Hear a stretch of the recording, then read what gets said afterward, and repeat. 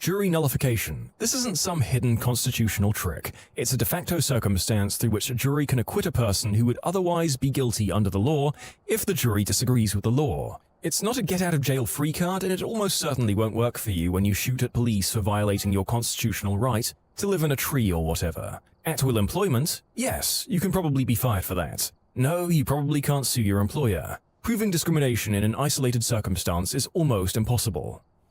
What made you realize there was something off about your friend's significant other? I met them as an already married couple, and everything seemed fine until she went into labor at my house. It was her second child, so she knew it was early labor and decided to rest on our couch while we hung out. We were going to watch her older child when she went to the hospital anyway, and our house is 30 minutes closer to the hospital, so it made sense for the three of them to hang out around our house until go time. That's when my husband and I started noticing her husband's strange behavior.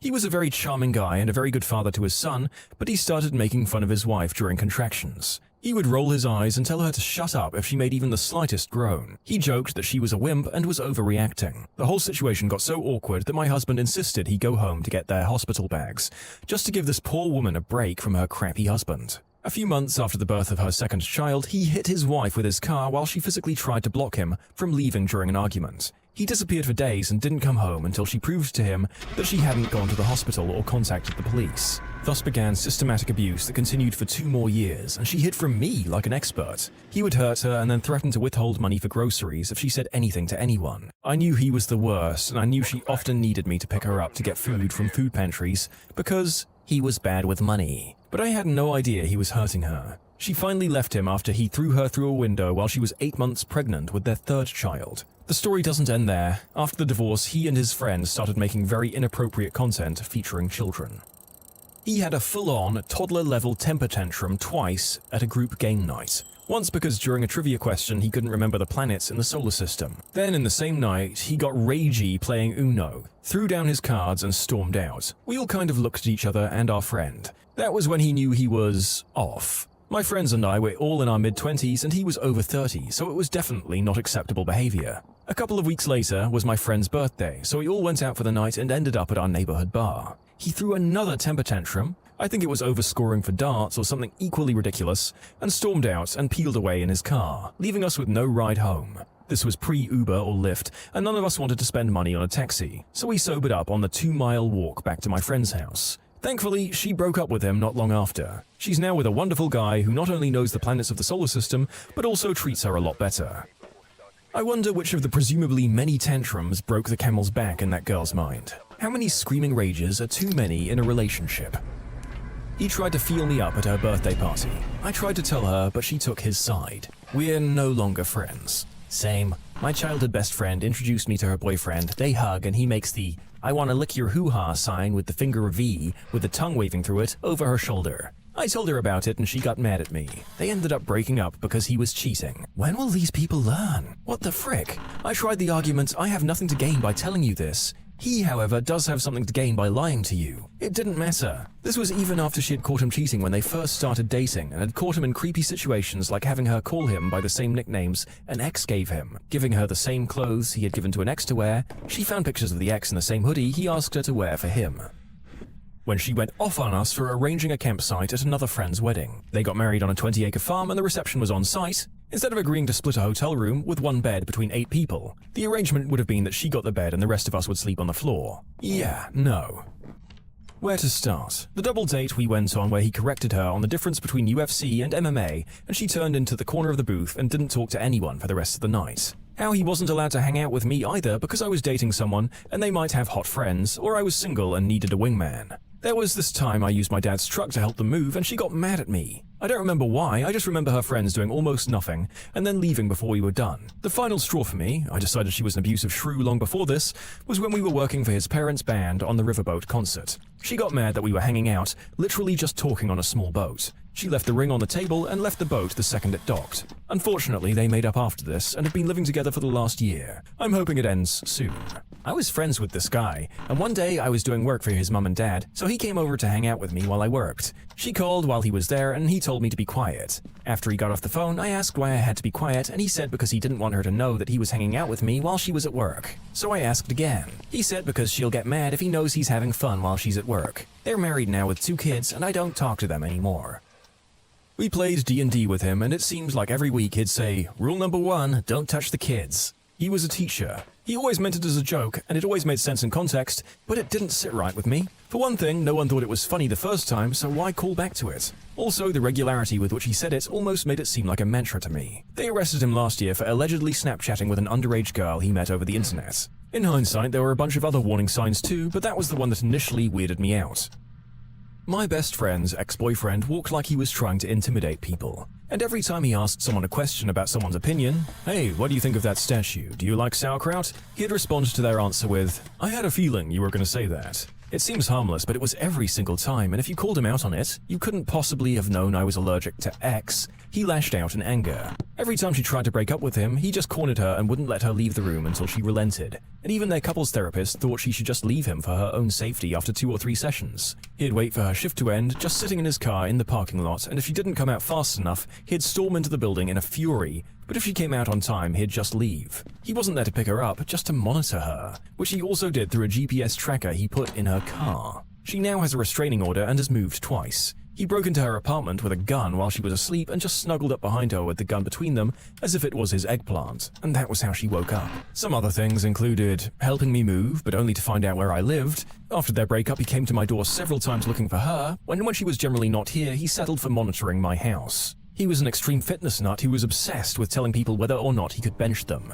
Hint, usually not. Lots of gaslighting, I don't remember the details. Insisted on changing her cat's name, which didn't stick. Wouldn't let her not watch TV with him, even though there are 100 things she'd rather do than watch TV at any given time, up to and including a pap smear. This inspired multiple fights. Charmed her parents so successfully that they insisted she go to couples therapy to work out their differences, which were, "I don't want to be constantly monitored, also your general controlling behavior is creepy," versus, "You have nothing to hide if you're doing nothing wrong."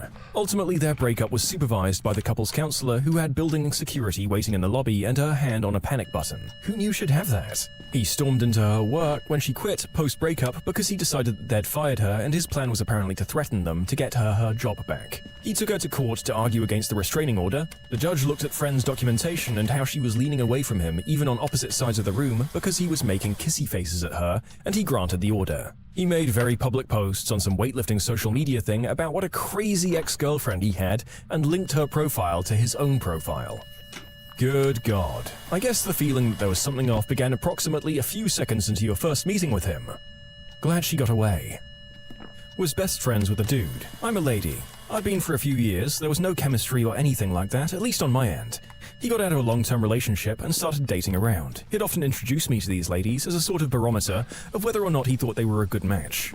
One weekend he invited a girl out with our group. She's super standoffish, won't smile, clearly isn't having a good time. I try to talk to her, get to know her, try to tell her about my friend and how great he is. She acts like I'm not there. Might as well have been the wallpaper. A month later, I'm on a date and we run into them. Remember, I'm also on a date with a man. As they're leaving, they come over to say hello. She seems equally unhappy to be alive. I introduce my dude, the 3 of us chat for a minute while she stands there. I jokingly tug at his shirt in a "you old dog" kind of way, and she storms out of the restaurant. Both dudes are confused. This wasn't a flirty touch of any kind, more like a bro touch. Anyway, next day at work, I work with this guy, he comes up to me and says, "Hey, you can't do stuff like that. She's really damaged. She has jealousy issues. Doesn't trust men." I apologized profusely because I didn't realize I'd done anything wrong. I even asked my date and he was baffled as well. This friend had an emergency key to my house in case I ever got locked out. He returned it a week later, citing something about, "What if you call at 2 a.m.?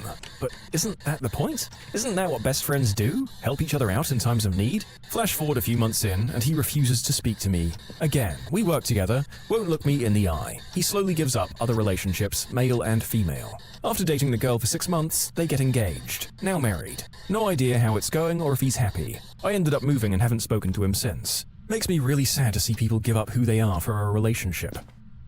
You can submit your own stories to be featured here on the channel. The story submission link is in the description below. And if you want to listen to some vibey music in the background, check out Easy Mode, also linked below, and subscribe. He started attending college at 26, which isn't strange at all, but he insisted on living in the dorms for 3 years. It's not like we're a college town with expensive, far away, or crappy off-campus housing. He just liked the ego boost of being around kids 8+ years younger than him. My friend was 19 when they started dating. Another thing was that he was a full-time stand-up comedian with his own YouTube channel. He mostly did open mic events at bars, but couldn't stand watching other people on stage perform if it wasn't him. He would sit and seethe when my friend told him she didn't want to leave when watching other people perform. The creepiest moment was undoubtedly when my friend asked me if my boyfriend ever watched adult flicks that also featured animals. Taken aback, I said, "Frick no," and I told her that it'd be a major deal breaker for me if she did. She said, "Oh, my boyfriend told me that every guy watches it." Thankfully, they broke up last week, and I couldn't be more proud or happy for her. A bit of background, this was a good friend of ours and a previous roommate. At this point, he had moved out about a year and a half prior and we'd only had internet contact with him since. It was a meetup of old friends when we went to visit home.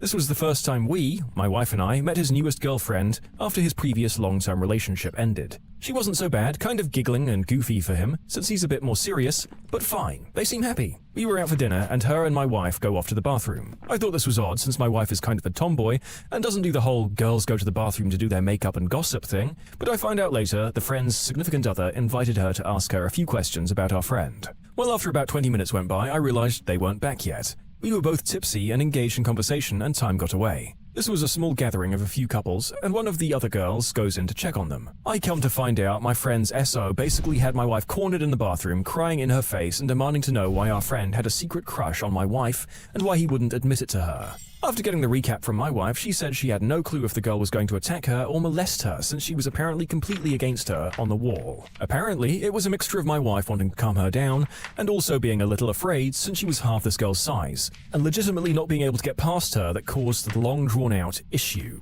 Luckily, the person going to check on them snapped the girl out of it and diffused the situation. Very bizarre. We've seen her one time since, not exactly on purpose, and she acts like the whole thing didn't happen. She apparently has no history of mental illness, but I have no clue beyond that.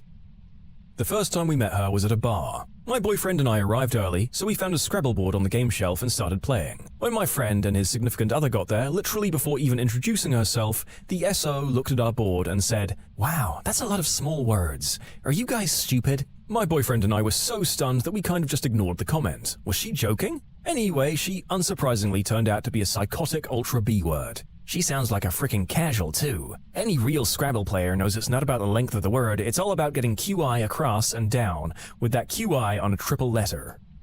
I mean, I think under a certain context and from a certain perspective of established banter, it could be funny. But yeah, it's bold to try that with strangers. Oh boy.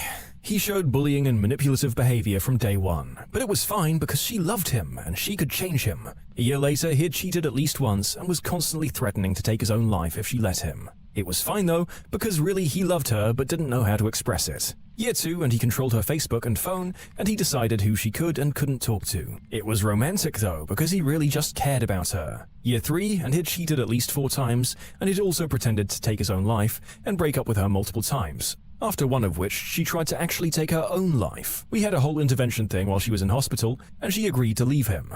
2 weeks later, they were back together. "He spent $800 on my birthday gift. How could he not love me?" "Oh yeah, and I can't talk to you anymore, friend, because he says I shouldn't." She's still with him, by the way. Me and my cousin grew up together like brothers. I immediately knew his girlfriend didn't like me from the looks she would give me or how blunt she was when I tried to engage her in conversation. A few months down the line, I try and arrange a meal with my cousin. I asked him to bring his girlfriend along so we can break the ice. Everything was arranged. I showed up at the restaurant and they didn't. I was stood up and they're now married and have 2 kids. I wasn't invited to his stag night or his wedding. I was, and still am, gutted. I met my wife and invited him to my stag do. He was all paid up and I couldn't wait to see him again. It was the thing I was looking forward to the most. He didn't show. Again, gutted. He and his wife showed up to my wedding and acted as if there was no problem. It was quite strange, but I didn't care, as it was just great to spend some time with the man I'd considered my brother. We kind of kept in contact via text, but never met up, even though I tried to arrange it a few times. Then my son was born. I was desperate for them to meet each other and bent over backwards to meet up. I agreed to meet at a play area so his daughters could tag along and go play, and he got to meet my son, who's named after his brother who passed away. I sat there for an hour before he messaged me to say he wasn't coming. As a final attempt to salvage some kind of relationship, I invited his family to my son's christening. I got a message an hour after it had finished to say he wasn't going to make it as his wife had arranged to do something else. That was 4 years ago, and I haven't heard, seen, or spoken to him since. It still makes me sad, but as long as he's happy, then that's all that matters, I guess. Just to expand a little, I have tried to contact him many times, via text, phone, Facebook message, but I haven't had a response. I don't believe he's happy, but I don't know enough about his relationship to pass comment. He has cut me off and there's nothing I can do to change that. I just hope that one day we do get a chance to sit down and talk it through, just so he knows I don't hold anything against him or her. If he wants me to be a part of his life, then great. If he doesn't, then at least he knows I still love him. When he started trying to pick fights with me in order to separate me from my cousin. We were in our mid-teens, he looked 17 or 18, very clean-cut and geeky, in a boy band sort of way, you know, the sensitive one with the glasses. He was well-mannered, respectful to our mums, but he seemed predatory to me. I didn't have the best people around me growing up, so I learned to recognize potential threats early, and this guy set off all of my danger bells. Just small things like watching too closely to see how people reacted to him, and the way his smile never reached his eyes. I wasn't rude, but I didn't fawn over him either. Once he realized that I wasn't charmed by him, he started avoiding me, telling her he didn't feel comfortable around me and she'd have to see him alone. He tried bullying me anytime he saw me, while still bragging to me that he was her protector and her white knight. Found out a few months later that he was actually in his mid-20s and had a record for stalking and trying it on with underage girls. Too bad we didn't know this before he gave her herpes. My best friend started to date this girl about a year ago. She was awesome, always seemed so nice and was very fun to be around. About 3 months into the relationship and everything was going great. Then he asked her to move in with him. The day comes to move in and I go over to help her move the heavy stuff and lo and behold she shows up with a 5-year-old. When I ask who it is, she said her son. We were blown away.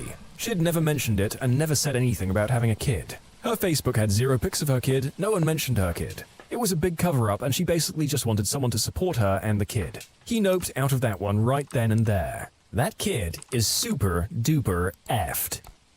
The first time I met him was at her birthday party. He shook my hand, then proceeded to try and grind on me in front of her and her family. Then when I called him out on it, everyone said I was the problem and just jealous. A year later, it turns out he'd been cheating on her continuously and had gotten 2 girls pregnant while dating with her. What a catch. It's just a shame he's not on the dating market for the rest of us. Or maybe he is, given his record of infidelity. He hated her spending time with me, snide jokes about lesbian lovers and wondering about the true nature of our relationship. The day we met finally, he told me that muff munching can't compete with a good hard hetero screwing. Then he started insisting that I was closeted and obsessed with her. My boyfriend was just a beard. Funny thing is, I was meeting this girl after 5 months. He was scary, controlling and insecure. 4 years later, they are sadly still together. I've given up at this point. I had a friend for years. He was an old boyfriend when we were like 15 or 16. I lost touch and finally found his number shortly after I got married. We chatted for about 5 minutes on the phone and I said I'd call back when I had more time and we could catch up. When I called back, his then girlfriend answered the phone. She knew who I was. We were all part of the same group. She told me I was never to contact him again, told him he hated me, and she was talking because he didn't even want to talk to me. I just wanted to see how he was and tell him about my new husband. A few years after that, they broke up. She cheated. I sent him a message and found out she had done that to most of his friends and family. He was just starting to piece his life back together after she slowly secluded him. He had no clue and thought I just never called him again. When he installed some kind of app on my best friend's computer so that he could control the mouse with his phone. I think this was 2 months after I met him. 6 months into their relationship, I thought that was really messed up, but I guess, haha, it's only a joke. About a year later, he asked her to sign into Facebook to see if Facebook was working for her. Later that day, she came over worried and asked me if he could have saved her password even if she told Chrome not to save it. We kind of bounced ideas around that. No, I don't think so. I mean, unless he put a keylogger onto his computer. But that would be messed up. And sure enough, that's exactly what he did. Notable favorite, after breaking up, he also tried to pose as me on Kik so he could talk to her. He used a username that was a lot like mine, so it was easily mistaken. The whole relationship was a messy, gosh darn mess. When my husband and I were helping them move, he would only speak to or answer my husband. I had an idea of how to move some stuff up the stairs and the guy just blew me off. So I told my husband to casually mention the same idea and poof, it was an awesome idea so we had to try it right there and then. He always put her down and she would just take it. In the end, he broke up with her because he felt she wasn't thin or pretty enough for him. Then he'd get mad at her for trying to move on and tried to sabotage every relationship she tried to have. I ended up ending the friendship because I couldn't stand listening to her complain about how he was treating her and she would keep going back to him. Teachers. What's the worst parent-teacher conference you've ever had? I had a student fail my class, and I thought I'd been emailing with their parents throughout the semester. Turns out the parents didn't speak English and relied on their children to translate for them. Their older sibling was studying abroad, so the student was able to hide everything from the parents. Once they came home, the jig was up. The parents couldn't believe their child had lied for months, so we had a face-to-face meeting. It was so awful to see their faces crumble in shame and humiliation as their oldest child translated the meeting. I teach 7th grade, and the one that stands out to me was from my second year in the classroom.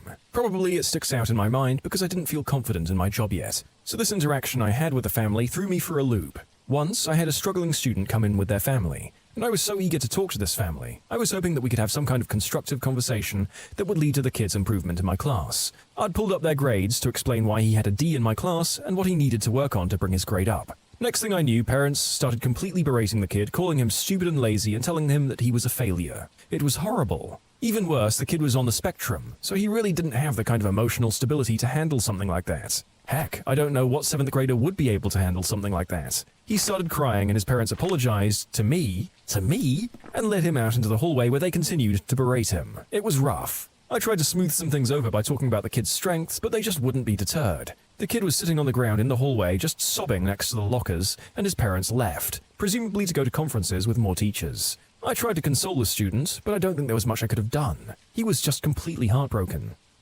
I had to tell a well-known gang leader that his son was failing my class. It actually went better than expected, but the anticipation was real.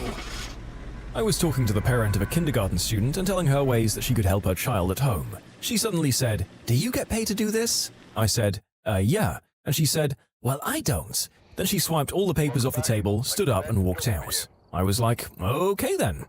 My best friend's mum was told by her kindergarten or reception teacher in the UK to stop helping or encouraging her to read as she was making the other kids look bad, when in fact it was the teacher being a bit crap. She changed schools not long after. Why on earth an educator feels the need to stop a child from learning and excelling is a question that will never not boggle my mind.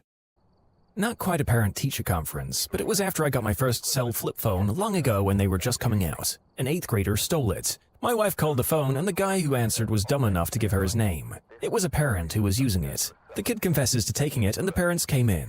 Admin confronted the parents about it, explaining that we just wanted the phone back. The parents tore into the kid for confessing he took the phone and told him his birthday was cancelled for ratting on them. I've had similar to this. Lady at my work, her phone goes missing. She then, months later, does a home visit to a family and sees her phone on the table. She picks it up and her photos are still on there. She says to the mum, "This is my phone." And mum says, "Oh my god, sorry, if I'd known it was yours, I would have made him give it back." How the frick does your 8-year-old just come home with a stolen phone and you're cool with it unless it's been swiped off someone you like? I did like the kid though, just couldn't trust him. My mother-in-law is a teacher. She had one child who basically existed to make sure my mother-in-law wouldn't be able to get through her day peacefully. Crawling on the ground all day, continuously talking, just generally distracting other kids and being uncontrollable. Mother-in-law had several talks with the kid's parents, but they obviously couldn't give a single crap. One day she lost her phone that she always kept on top of her desk. She spent hours looking for it when it occurred to her that the kid had been unusually quiet toward the end of the day. She asked my father-in-law to call her, and of course the kid picks it up. My mother-in-law was furious and called the girl's parents. Her parents said that the kid had claimed that mother-in-law had let her have it for good behavior. It was all really stupid. Parent was irate because I caught her 6th grader cheating on a test. The parents said that the daughter was too stupid to cheat anyway and kept calling her dumb and an idiot. The daughter was right next to her, hearing her mother talk all this negative crap about her. Absolutely broke my heart. In tears, I told my principal. She said, "Well, there's nothing you can do about it, and if she really believes that, she's doing an incredible disservice to her daughter." I left the school the end of that year. An unintended conference when an undergrad I was teaching requested a formal meeting with me, her mother, and the dean of the college at the university. She'd received a 97% on an essay, and she and her mother were both in tears, demanding that I be reprimanded and retrained for unfair grading policies. I think my mouth was agape the entire time. One time, a child peed all over the bathroom in the school. When we brought it up with a parent, they demanded to know why we didn't teach them how to properly use the bathroom. My girlfriend's mom is a teacher in a very poor, mostly racial minority area. She once had a child in 3rd grade who was on the cusp of being tested for special needs, but basically was approached as being slow but no serious biological developmental issues. This child, on one disgusting occasion, ate his own feces. Yes, ingested, on purpose, his own excrement. When brought up to the mother, the response was, "Well, he was hungry." An administrator in the room responded, "Then send him home with some crackers." Ugh, the horror. Once had a phone conference with a parent who accused me of forcing students to come to my house and build a garage for me. The parent said his son was being ostracized and punished by me for refusing to come to my house and work on my garage. The only thing I could do was laugh at him. I thought it was a prank and hung up on him. Next morning, I had to meet with my principal because the parent had called and threatened to call the local news media about my classroom if I wasn't immediately fired. The parent left screaming rants on my principal's voicemail. We listened to it a few times and got some good laughs. The parent claimed I was making the kid drive to my house during class, and if they didn't, I was failing them. But his son had an A- in the class, and the drive to my house was longer than the class period. The parent was obviously nuts, but it had to be treated as credible. So there was an investigation, and there may even be a report about it in my personal file. I've had other weird interactions with parents, but that one definitely takes the cake. Most parents are awesome and I enjoy visiting them. A very small minority will try and verbally abuse you or bully you. Kids will twist words and incidents so they don't get into trouble. Some parents can't believe their angels can do anything wrong. I don't know why they believe that. I've messed up as a kid and as a young adult. My kid is no angel either. That's not to say that teachers don't mess up and twist things either. Former teacher, first parent-teacher conference. I put a lot of time into preparing this evening as an innocent 22-year-old. I gave a 10-minute speech to about 15 family members. They didn't seem to care at all. Then I met up with each individually and they were combative. Some stunk of alcohol. One straight up yelled at me for my grading systems. It was basically the beginning of the end of my interest in teaching. Depending on what kind of training you had to go through to become a teacher in the first place, that seems like a raw deal. Hopefully it wasn't the 3 to 5 years of training that most people do. So this year, I got thrown into a new teaching assignment. In year 2, the week before school started. I teach geometry, which many students hate because it requires a different type of thinking. It's almost worse with honors students because they think they should automatically know everything without trying and are shocked when they don't. Anyway, one of my geometry classes basically tried to stage a mutiny because of a test before conferences. The principal informed me that she was getting emails about the class. I was prepared for the worst and then surprised when most of my conferences were very positive. Until one couple sat down and said that their students weren't learning any geometry. I explained that they were constantly distracted in class and that I was giving them new seat assignments to help them focus. Because on the day of conferences, the student in question had spent the entire class period drawing a clown when I thought she was taking notes. The mum said, "That was one incident. It doesn't explain the fact that she's not learning. Plus, is it true that you once forgot to post the answer key to a review guide and then gave the quiz the next day anyway?" She says this like it's the most damning piece of evidence in a courtroom drama. Me? Yes, it did happen once. We'd gone over the majority of the answers in class the day before. I told the students that they had time to ask questions before the quiz and that should this ever happen again, all they need to do is send an email or leave an online comment and I'll fix it right away. It shouldn't have affected their grade at all, and even if it had, I allow test retakes and am always available after school to help. Cue the awkward silence while the mum stares at me like an angry bullfrog, presumably shocked that I didn't resign on the spot. This was the biggest flaw they could come up with in my class. I have a crazy professional and personal life, and I'm doing my best, but kids, and often parents, will find any possible excuse to avoid confronting their struggles. I ended up chuckling with my principal about the fact that my failing to upload a document triggered parent emails to the administration after the fact when not a single parent or student bothered to contact me the day of. These are from the same parent evening. 1. Parents of a student with a name fancy enough that they may as well have been called Lord and Lady Ashcroft. They greet me with, "It's a pleasure to meet you. You aren't a C-word like all the other teachers." In very proper English. I was gobsmacked. Spoke to a colleague later who said, "Did you speak to those parents? They just sat me down, called me a C-word and left." 2. I had a student who was great at the work but swore to an extent that would make a trooper blush. "Hi, how are you doing today?" for instance, would come out as, "Frickin' hi. Fricking how the frick are you fricking doing, you fricking gobcrap." Suffice to say, I brought this up with his mother, who turned to him and said, "You fricking what? Fricking heck. We fricking talked about this, you fricking eggplant." I stopped policing his language after that. There wasn't any fricking point. You can submit your own stories to be featured here on the channel. The story submission link is in the description below. And if you want to listen to some vibey music in the background, check out Easy Mode, also linked below, and subscribe. I mean, it wasn't exactly a bad conference, but one time the mother of a 6-year-old second grader was pushing for her son to skip second grade and go to third grade. I tried pointing out that even though his reading and math skills were excellent, advancing him further would create a gap in his knowledge about science and social studies. Not to mention the fact that he's very immature and socially sticks out. Finally, I turned to both the mother and father and asked when he's a 15-year-old senior in high school, what 18-year-old woman is going to want to go to the prom with him. Then Dad was like, "Hold up.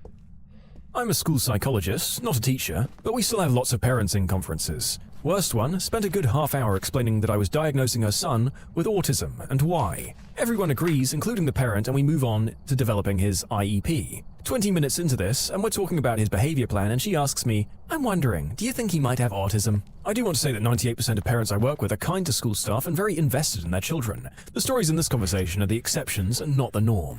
One of my friends just moved from the 4th grade special ed to the 1st grade. The kids are smaller, cuter, and can't draw blood or bruise her as much, which is a plus. The drawback that she's just now realizing is the parents. Older kids' parents have gotten used to the fact that their kid isn't normal and needs extra attention. Parents of the really young kids are still in the denial stage. Half of them still can't accept that their kids should be in special ed and are constantly fighting to get them out. The one where a parent told me it was unreasonable to expect my sophomore US history students to write a 5-paragraph essay. She claimed she had expertise as she used to be an English teacher. Honestly though, I've been very lucky in my career to have never had a seriously bad parent-teacher conference. In my sophomore history class, we had several essays, maybe 3 to 4 a semester. It's wild that she, as an English teacher, would say that was weird. Yep, when she made her claim, it was all I could do to not say, "I see why you used to be an English teacher." This is the same conference where she asked, "Isn't this your first year teaching?" It wasn't. Generally speaking, the parents who see their children as an extension of themselves are the worst to conference with. The parents feel personally attacked when their child has a minor setback and can't imagine their child being anything less than they are. These people are like the worst exaggeration of game players who interpret failure as a personal attack. "No, I'm not targeting you, Trevor. You rolled a 4 on the dice when you needed a 12. I had a parent-teacher conference where I basically got called a racist. The father was like, "Can't you see my son isn't like other kids? Give him the benefit of the doubt," heavily indicating his race. This was after his son cheated on a test. The best part was the father was vice principal at another school, but his son went to our expensive private school because he didn't want him in the public school he worked at. The kid eventually confessed, and to be 100% transparent, my school is incredibly diverse. He was far from the only kid there who was his race. Admin was super supportive. They ended up fudging his grade to please the parents after I gave him the 0. They wanted me to do it, but I refused. I told admin they can do whatever they want with the gradebook, but I'm not touching it. I had an experience like that once, was teaching at the majority-minority school where the staff wasn't as representative, only 40% minority teachers. As a result, it was a frequent and not always unwarranted occurrence for a teacher to get labeled as a racist, or at the very least, not treating students equally. I was sitting in a meeting between parents and all of the students' teachers, as well as the principal, to discuss gross behavior concerns we were having with this child. Being really inappropriate with peers, violent outbursts, etc. Parents claimed it was all because of his racist math teacher. The entire time, student is talking in Amharic to his parents and not responding to any English questions we pose. This goes on for about 30 minutes until our math teacher speaks up in what I was later told was perfect Amharic, explaining the situation to the child's parents in their native language. Turns out our white math teacher was a South African orphan that ended up raised in Ethiopia and went to school in the same town as the child's father, albeit 15 years earlier. This whole chain of events pretty much stunned the parents silent, and the meeting wrapped up a few short minutes later. When asked about what he'd said, the teacher told us that he'd reminded the parents that were their son still in Ethiopia, he would have been hauled in front of the school at lunchtime and paddled in front of his entire class for what he'd done, that a bell would have been rung 50 times, once for each time he was paddled, just as he, as well as the kid's parents, had no doubt experienced as a child, and that the child was lucky they were in a part of the world that had gotten rid of such practices. But their child's behavior was utterly inexcusable, and how dare they suggest that the color of their skin somehow makes it okay for their child to disrespect women and commit violence. Unfortunately, it had little effect, and 3 years later the student was in jail for selling substances to minors, less than 6 months after being expelled for intentionally starting a fire in the art room. I was a first-year special education teacher last year. I had little support that year and learned as I went, but especially since I was dealing with health problems at the same time, it wasn't a great year for me or the students. I should add that the majority of my students were bilingual, English and Spanish, and many of the parents didn't speak English at all. My Spanish is advanced beginner at best, so I became well acquainted with a few of the interpreters that worked in translation. There are a few that stick out in my mind. The worst was when the interpreter was a no-show during an ARD meeting. AP requested that I reschedule the meeting. The parent was understanding, but I was so stressed out and embarrassed that the parent came all the way to the school just for the meeting to not happen at all, with the due date for that child's ARD soon approaching. Once everyone had left the room and was out of earshot, I broke down crying. Second to that meeting with a parent who was scared to death that her child had autism. I worked with him more throughout the first semester, and I did begin to notice some possible and very subtle signs of autism, but he didn't have behavioral problems aside from needing regular redirection. And he got along well with his peers, so I wasn't too worried about him from a social standpoint. Academically, he was struggling, but we were working on that. The parent was in tears, and nothing I said could calm her down. What made this especially uncomfortable for me was that I'd been finally diagnosed with autism not even a year prior after suspecting for so long in my life. I wanted so much to assure her that even if her son did have autism, it wasn't the end of the world. It didn't change who he was as a person, but I wasn't exactly sure how. The last one was where the parent ended up being a no-show for an ARD. Mum was apparently pregnant and ended up going to the hospital, which I can understand, but no one could get in touch with any relative to find out what was going on until after the scheduled time. This particular parent had a history of being rather uncaring. The daughter was having some major behavioral issues, ended up getting suspended twice that year, and when her general educational teachers talked to Mum after school, her response was, "Well, what are you going to do about it?" I had a student as a sophomore in a co-teach special ed class. The student was borderline ID. He passed the heavily modified class. Students with these types of educational accommodations and modifications aren't able to attend a 4-year university. They can attend community colleges. The next year he was in my class again. I contacted his case manager and the parents told her they wanted to put him in regular classes so that he would be eligible to attend a 4-year university. We documented his work and scheduled a parent conference. We politely told the parent that their son was bombing the class because he was out of his depth, and we wanted to do the right thing and move him into co-teach classes where he could be successful. The parents argued with us that he was doing well in his other classes. He was passing with a 70 in every one. This is because his teachers didn't want to crush the kid, and grade protected him. His parents continued with, "We both are college graduates and our son will be too."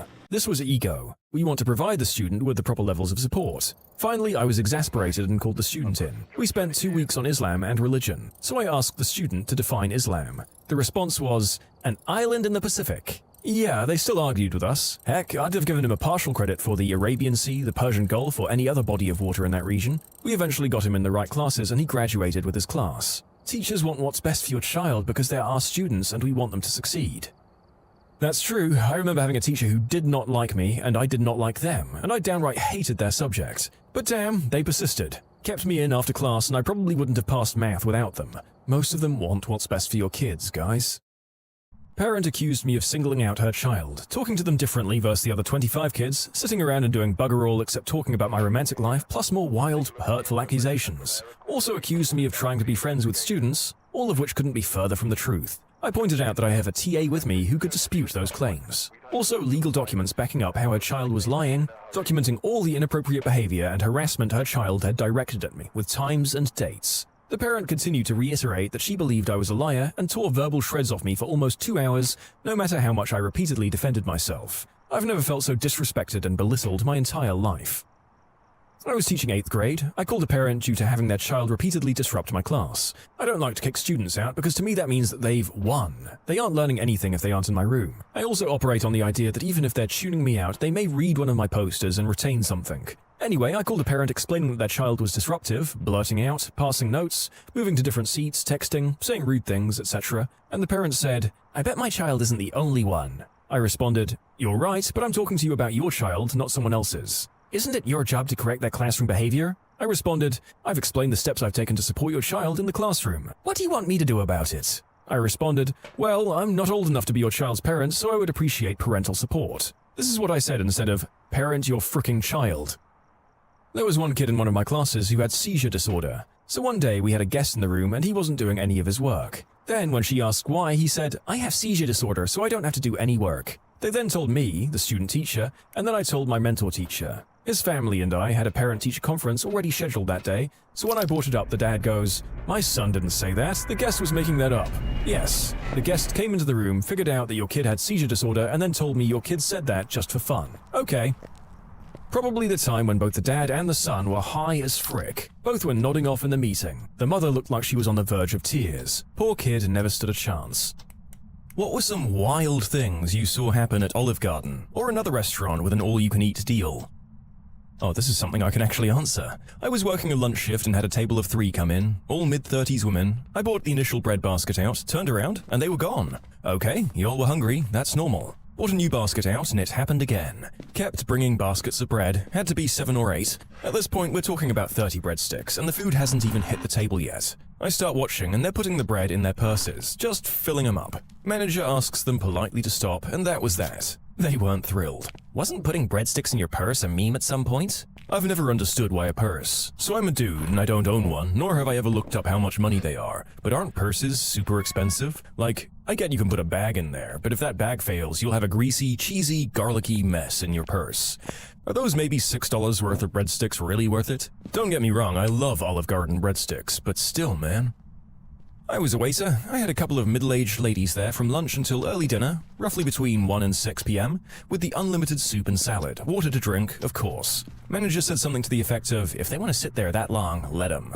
After lunch, I gave the table to the waitress relieving me. I told her to keep the tip. We both knew they weren't going to tip. The thing I found amazing was their casual, marathon-style conversation. Slow, steady, long pauses, and comfortable silences. They both knew what they were doing. When I left around 3 or 4, they weren't even winded.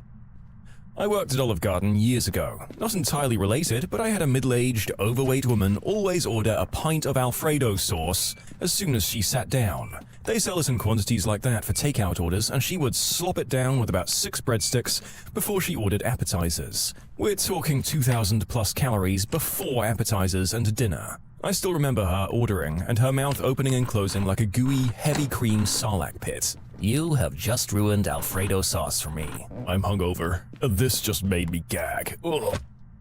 Used to rent a room from someone who ordered a never-ending pasta pass, and they were accidentally sent too. Rent paid for itself that month. How much is a pass? If I remember correctly, it was $100.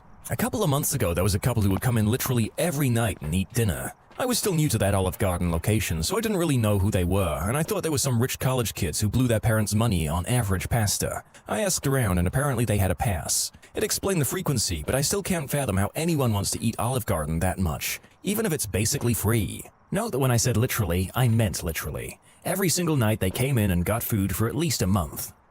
Oh, the person who wrote that last part lived a very different poor student life to the one I did, if they even lived one at all. Compared to my 2 portions of porridge a day that I had in my dorms, if I had free food at a restaurant for a month, I would be in one of these stories.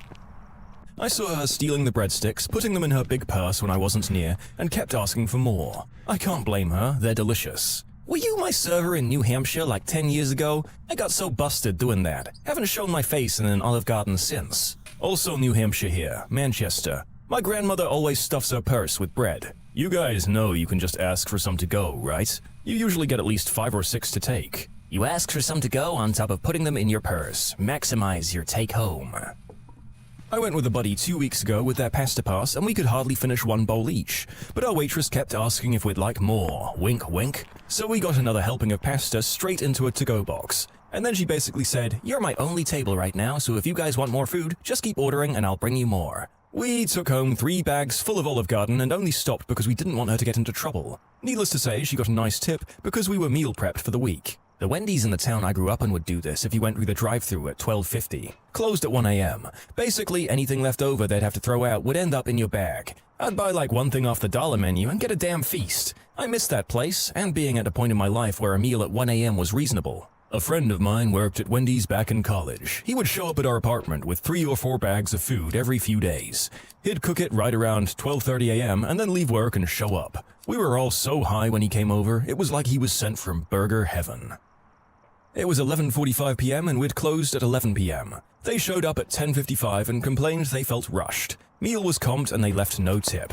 I hated serving. Another story I just remembered, we had a guy who had a pasta pass, pay $100 and get all the pasta you could ever want in a month, and would come in and eat and then proceed to either wait until he had to poop or made himself spew to make room for more pasta. He usually came alone with the same crusty outfit and would tell everyone how much money he's saving by coming every day and eating pasta. Oh, I've got plenty more. For example, I had a family who we call the Alfredo family. Literally the worst people I've ever met. Came once a week and complained about literally everything. Kids would run around the entire restaurant and steal tips from other tables that were left out. They got the charming nickname because no matter how much Alfredo sauce you put on their pasta, it was never enough. I'm talking 10 to 15 scoops worth of sauce each. They literally used every excuse to get comped food and gift cards. The drink was either too flat or the food too dry. We were the worst Olive Garden ever apparently, which made no sense since they came once a week. They must have gotten thousands of dollars in comps and free gift cards. It was terrible. They even tried to lure out one of the managers to the parking lot to assault her because she was seriously over their crap.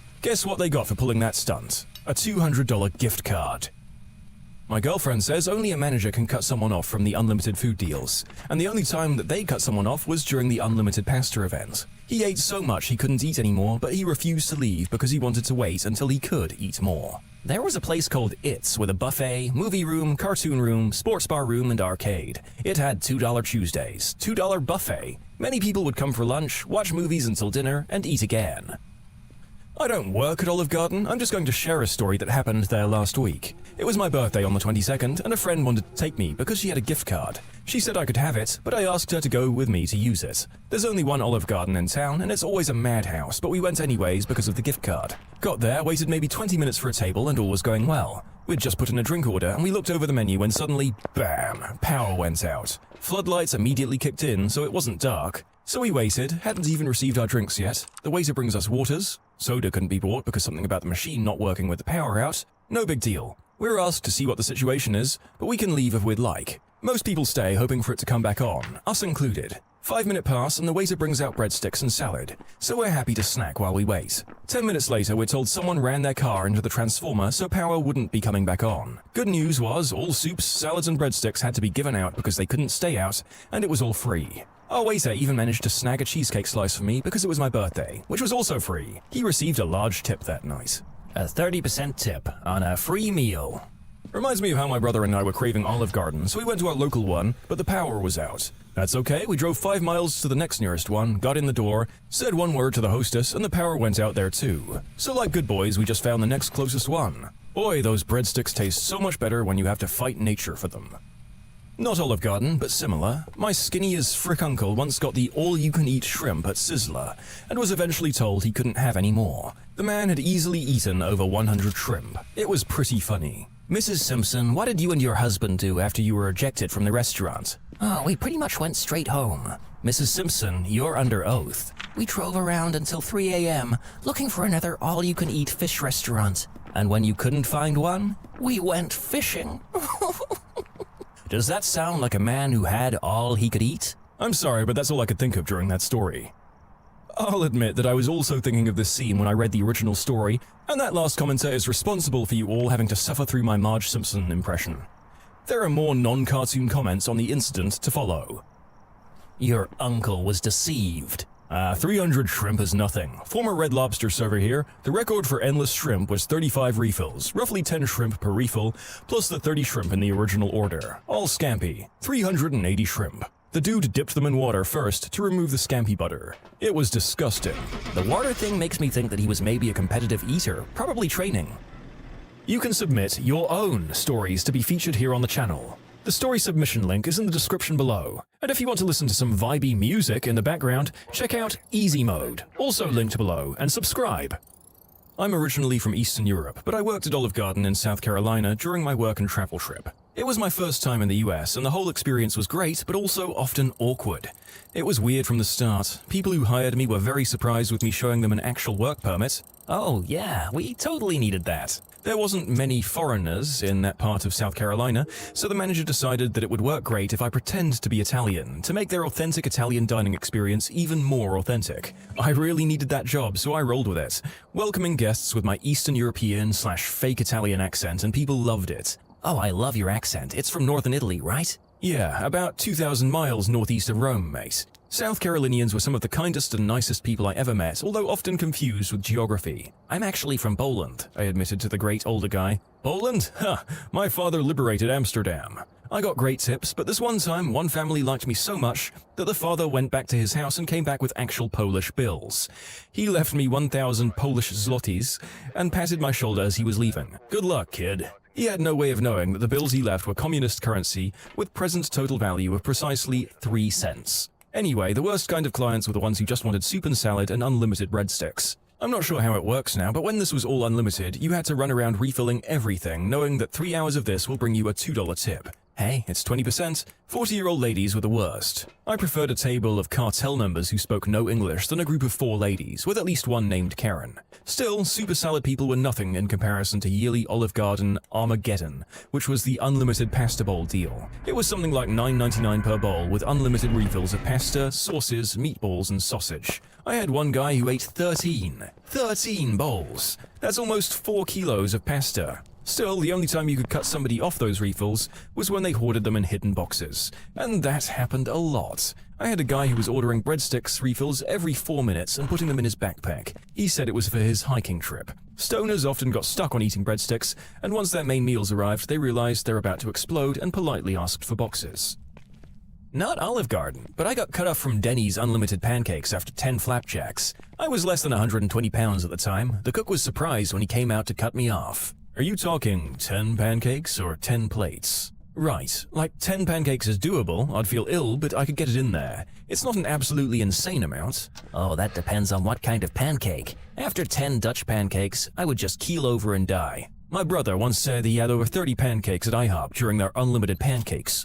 He said after 25 it hurt, but he wanted to get to 30, so he pushed on. I'm still sad I wasn't there to see it. The manager told me I'd reached my limit in unlimited pasta bowls. Apparently unlimited means 9 pasta bowls. Wow, the most I've seen was 6. I wasn't serving the guy, but I did run a lot of the bowls. He didn't even finish many, it just seemed like he wanted to do a sampler of all the classics. If you get the most expensive one, we let you get refills of the cheaper ones if you want. I mentioned the guy to our manager that night, and all she said was, "Good for him, getting his money's worth." I worked at Old Country Buffet in the early 90s. We never cut anyone off, but here are a few things I recall. Elderly couples coming in for breakfast and staying all day. They were usually nice, so we didn't mind. Eventually the restaurant made you pay again if you stayed after breakfast or lunch. One person dumped the entire pan of shrimp onto their plate. Whole plates of fried chicken piled high, just vanishing into thin air, not even bones remaining. Ziploc bags are a wonderful thing. Whole other plates of fried chicken piled high, left sitting to be thrown away with not one bite taken. The strawberry shortcake bar never failed to have people vomiting. No, you shouldn't put that much whipped cream inside of you. My favorite story involves a woman pulling a manager aside and saying, "I don't want to cause a scene, but I found this fish hook in the seafood salad." And the manager replying, "I don't want to cause a scene either, but there ain't nothing in that seafood salad that was caught with a hook." Yum yum. I mean, if it's that cheap, it has to be both non-hazardous and ethically caught, right? Honestly, there is probably a certain price bracket below which complaining is meaningless. I'm always afraid they're gonna kick me out for eating too much. 3 or 4 baskets of breadsticks, maybe. On the soup note, anyone else ever wonder how far you can push the say when on cheese grating? Sometimes I have guests who are embarrassed or feign embarrassment about the amount of cheese they like. I always say the same thing. Every moment I grate cheese is a moment I'm not carrying a 30-plus pound tray of food or dirty dishes. This isn't a workout for me, it's a rest break. You say when you're good and ready, lady. I've gone through an entire block before, plus some. I'll go back and get more if you really want me to. Also, my arm never hurts. I do this 40 hours a week. You think your one bowl of soup with more than average cheese is going to make my arm hurt? I worked at Olive Garden for 4 years. It's a chain, so you never cut people off, but good lord, I dished out some soup, salad, bread, and pasta. I had an obese 25-ish male regular who had Asperger's and came in with his enabling mother every week. Always the worst tip of the week, but they always requested me. It was the same thing every week for the guy. A tour of Italy, lasagna, chick parm, and fat alfredo, and 4 bowls of pasta fagioli with a block of grated cheese in each bowl. Not to mention the 2 blocks on the tour of Italy. The mother would just smile the whole time and call me sweetie as her son gorged himself to death. Those 4 years there were hell. Plenty more stories of a similar nature. Worked TGI Fridays for endless apps. Watched a guy eat 12 orders of pot stickers. That's 72 pot stickers. He also drank 14 refills of Diet Coke with no ice. That's 308 ounces of Diet Coke. This all happened in about 90 minutes. Then he asked for the dessert menu. I was both disgusted and impressed. Only got to cut one person off because her B-word butt decided to complain long enough about the zuppa to get her whole meal comped. Choked down a bowl of gnocchi and then tried to eat more zuppa. Then she had the audacity to ask me to take a bowl home. Big old nope. Was tipped with a Jesus pamphlet. When I was a teenager, my uncle was a youth pastor and invited me to an event. After, we went to a local Friendlies, 15 people in total. He left a business card for his church as his tip. I was so teed off. My mum had given me a 20 for food, so before I left, I stopped my waiter and handed it to him. I went in there a lot, and he was a nice guy and a good waiter, and it was all I had. I would have left more if I could, and I told him that, and what he could expect to find on the table. He thanked me. I was like 15 and knew better than to not tip, especially for a large party. Being Christian means helping others, and that includes tipping your waitstaff. Worked in various Olive Gardens off and on over the course of a decade, ranging from Houston to Boston. Even was a trainer for a bit before deciding to go to law school. Never had to cut someone off for unlimited breadsticks or salad. Never had to cut someone off for unlimited pasta bowls. A guy I served at the Olive Garden in Greenville, South Carolina, ate his original bowl plus 15 refills. He was determined to eat each one of the pasta and sauce combinations. He kept me wildly busy, running pasta and bread out to him all evening. His two friends had to help him walk out of the restaurant. At the time, a big bowl of pasta was 8 ounces and the refills were 4 ounces. He ate 4.25 pounds of pasta, plus a lot of sauce, and had the meat add-on many of them. I'm guessing he cleared out more than 6 pounds of food over the course of that meal. He tipped $4. On the other hand, I've been in a restaurant where we've run out of breadsticks. Normally, we were pretty free with the breadsticks. You have a set amount you're supposed to bring out, number of guests at a table plus 1, but a lot of the servers just load up their tables at the beginning to minimize the amount of running they have to do. On the handful of days where we ran out, the managers were watching breadstick load up like hawks. We couldn't eat any of them ourselves either. Normally, it's the one thing you can eat while on shift. Anyway, people absolutely lose their crap if they show up and find out we don't have breadsticks. The hosts were warning everyone who came through the door, and people were still mad. Folks would yell at them, then leave. The few who stayed were nice, but kept talking about how it didn't feel like an Olive Garden meal without the breadsticks. The worst were the tables that were already seated when we ran out. I had one who kept asking me why I was being so stingy, and when I explained why I'd only bought out enough for each person instead of a huge load up, like she'd asked for, she screamed for the manager. The manager explained that she had, in fact, gotten the last basket of breadsticks in the restaurant. The lady looked apoplectic. How the frick does an Olive Garden run out of breadsticks? Honestly, I feel you, lady, but it was 2 days after Mother's Day and the truck was due in 3 hours. The manager's orders had fallen short by less than 0.5%. This lady demanded that everything be comped. While my managers were normally the kind who would do this immediately, this one refused. Either way, I got $0 on that table, and most of the other tables were similarly cranky and low tipping. Yep, that's an everybody loses hospitality situation if I've ever heard one. Also, I've said this before in another restaurant stories video, but screw working Mother's Day. Not worth it. When we were in high school, a bunch of friends went to an all-you-can-eat Chinese buffet. After gorging on many plates, one of my friends who was legendary for his eating prowess went for dessert. He took a whole banana cream pie. A manager came over and berated him for being wasteful. There were some vague threats of making him pay extra if he didn't finish the pie. The friend proceeded to eat the whole pie. The manager told him to never come back. My mum got kicked out of an all-you-can-eat sushi place once. She was pretty mad. The manager somehow didn't think a small Filipino from Hawaii could eat that much. He's obviously never met anyone remotely Filipino. This would be a fun prank to play on an Olive Garden if you were triplets. Just sneak in one at a time and keep ordering a crap ton of salad and breadsticks. The guy just put away baskets and baskets. I don't understand.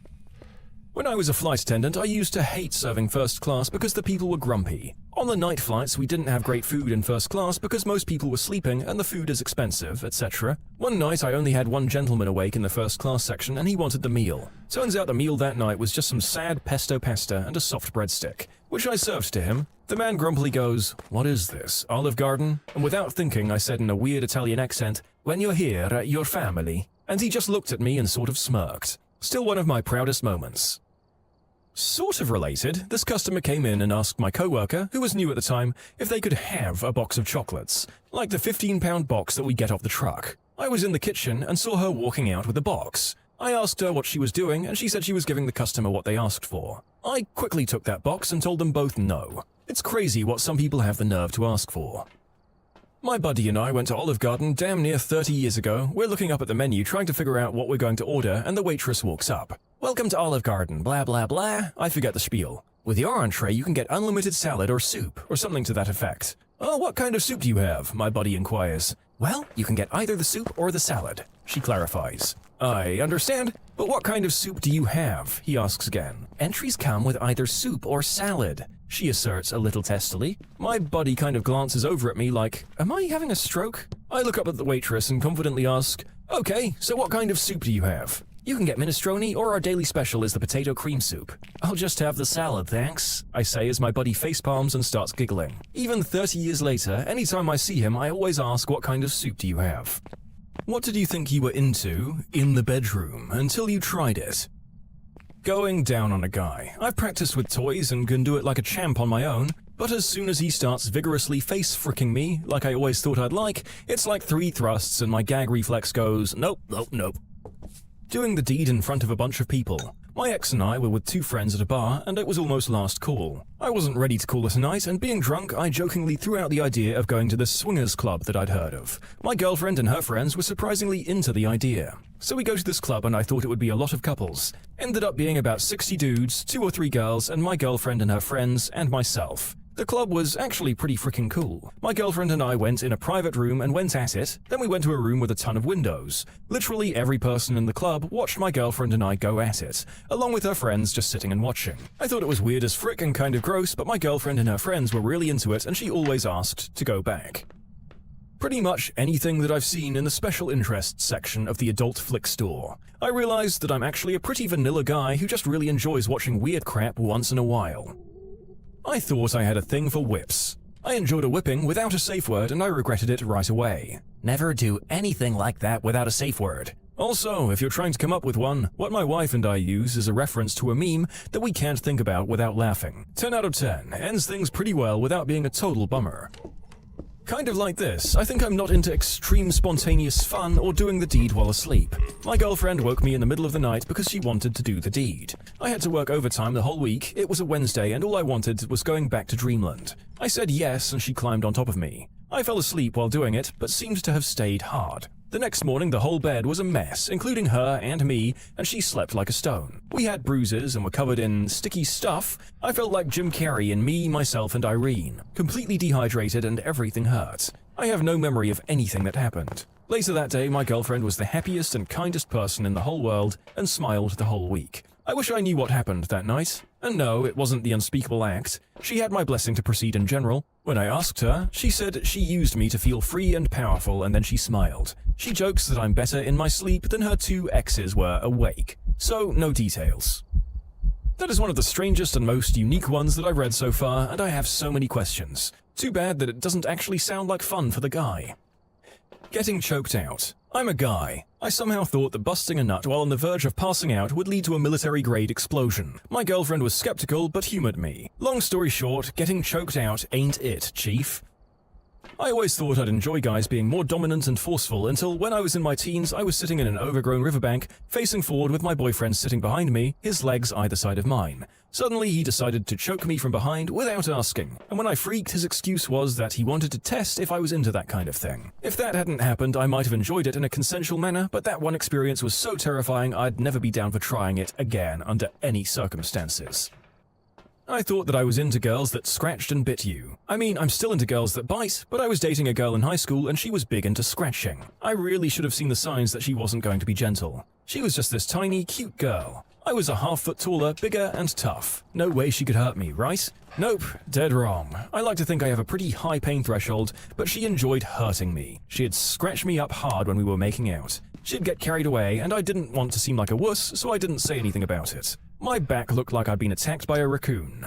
I got carried away once. I knew I was scratching him, but nothing serious. Or so I thought. When we were finished, he sat at the edge of the bed and I saw his back. Dear Lord, it was completely scratched and red. How did I even reach all those spots? I was surprised and blurted out, "Oh God, your back!" But he just shrugged and said, "Yeah, I figured." Pegging. I thought I was super into it, and my ex loved it when I played with his butt anyway. Just grabbing it, nothing inside, so he bought me what we'll call a frontal attachment. Well, I wanted to warm him up first so I didn't tear his butt apart, but the second I spread his cheeks, I got a whiff of his butt and almost spewed all over him. Doing the deed in the shower. I slipped and made us both fall. The water washes out the lubricant fluids too. Isn't that nice? I'd love to see the opposite quote. What didn't you think you were into until you tried it? Female here, riding my male partner like a real champ. It felt amazing, I was feeling a little extra hot and I told him to slap me across the face. He did, and I instantly burst into tears. I had a girl kind of start going down on me, then she bit the side of my stomach, hard, like she was going to try and taste my liver. Shriveled up like a sack of dimes and shoved her off. Trying this kind of thing without discussion is bad practice, but pain is especially bad. Swinging and cucking. Trying to give some guy's wife the dipstick while he watches in the corner feeding the geese is a lot more stress-inducing than pleasurable. Feeding the geese? How have I never heard this one before? I would like to thank Urban Dictionary for helping me understand 80% of these posts. Having a girl grind on me. My member doesn't bend that many angles very comfortably, thank you. Standing and carrying the person while doing the deed. I could do it and I'm in pretty good shape, but I wouldn't exactly say it was enjoyable for either of us. I still want to try Amazon, but I think I'd rather just have cowgirl. I haven't seen open relationships posted yet, but that was a humbling experience. My ex and I decided to explore a bit and set up some profiles on Plenty of Fish and FetLife. I figured since we were both looking for hookup partners, we'd match and find a couple that would be compatible. Fricking nope. Like 3 minutes after our profiles went up, there was an eggplant explosion in her email inbox. It was like watching Niagara Falls, just with non-stop wang pictures. I'm not gay, but some of those dudes were chiseled and cute as frick. Like even I knew I was outclassed. I had like 2 messages and none turned into anything. We broke up shortly afterwards, compatibility being an issue. Being tied up. I like it when my partner is tied, but I can't be. Just not as much of a turn-on as I thought it would be. For some reason, foot stimulation